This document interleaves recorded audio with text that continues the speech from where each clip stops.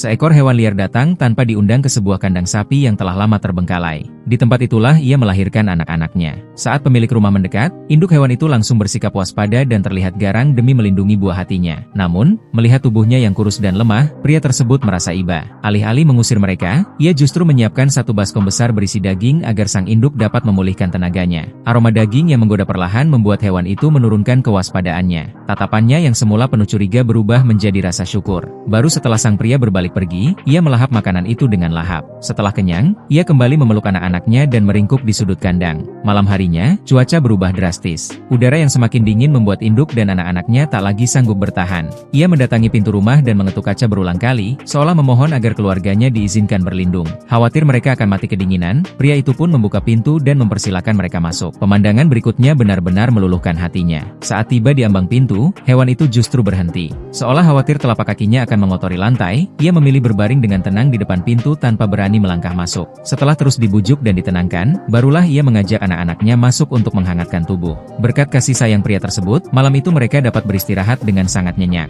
Keesokan paginya, induk hewan itu kembali ke kandang di halaman belakang. Mungkin ia memahami bahwa dengan tetap menjaga jarak, ia tidak akan merepotkan sang penolong dan masih bisa memperoleh tempat berlindung serta makanan. Sikapnya yang begitu tahu diri membuat pria itu semakin terharu. Ia pun menyiapkan semangkuk besar bubur daging tanpa lemak untuk mereka. Seiring berjalannya waktu, anak-anak hewan itu tumbuh semakin besar dan sehat. Sang induk pun tampak jauh lebih kuat dibandingkan sebelumnya. Kini, pria tersebut menikmati hari-harinya bersama keluarga hewan itu.